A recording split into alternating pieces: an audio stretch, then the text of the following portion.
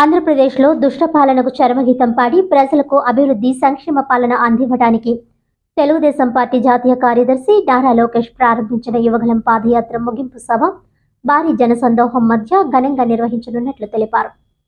Kakinada rural నియోజకవర్గం నుండి Telugu Desam party రాష్ట్ర కార్యదర్శి కటకంశెట్టి ప్రభాకర్ ఆధ్వర్యంలో సుమారు 100 కార్లతో ర్యాలీగా బయలుదేరారు.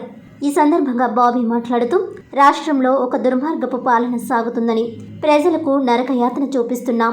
ఈ దుష్ట వైసీపీ ప్రభుత్వాన్ని గద్దె దింపి ప్రజాపాలన అందించే తెలుగుదేశం ప్రభుత్వం ఏర్పాటు చేయాలనే సంకల్పంతో నారా లోకేష్ రాష్ట్రంలో 226 రోజులు 97 నియోజకవర్గాల్లో 2100 గ్రామాలలో 3132 కిలోమీటర్ల పాదయాత్ర చేసి నేడు పాదయాత్ర ముగింపు సభ విశాఖపట్నంలో నిర్వహించడం చాలా ఆనందంగా ఉందన్నారు.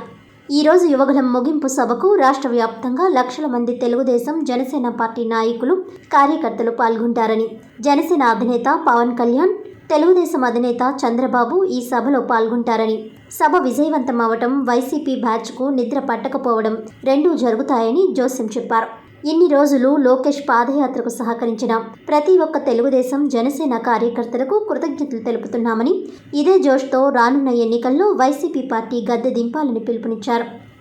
నుంచి ఈరోజు యువగళం ముగింపు విజయోత్సవ యాత్రకి అందరూ యువత అందరూ కార్యకర్తలు, తెలుగుదేశం పార్టీ కార్యకర్తలు మేమందరం కూడా భారీగా తరలి వెళ్తున్నాం ఆధ్వర్యంలో.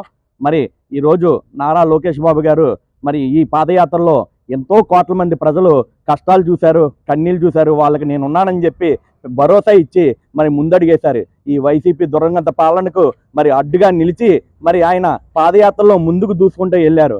ఎన్నో కష్టాలు నష్టాలు ఎదురైనా ఈ పాదయాత్రని విజయవంతం చేసేంత వరకు ఆయన అహర్నిశలో శ్రమించి 3132 కిలోమీటర్లు ఈరోజు ఆయన పాదయాత్ర చేసి 226 రోజుల పాటు కొనసాగి 2100 గ్రామాలను సందర్శించి ఈరోజు 97 నియోజకవర్గాల్లో ఆయన పాదయాత్ర చేసి ఈరోజు విశాఖపట్నంలో ముగింపు యాత్ర చేస్తున్నారు.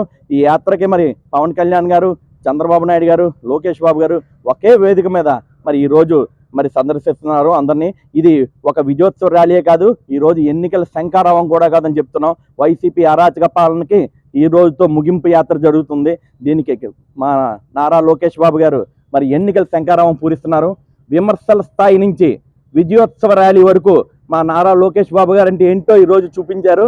ఆయన్ని ప్రతి యువత స్ఫూర్తిదాయకంగా తీసుకోవాలని చెప్పి కోరుకుంటున్నాము.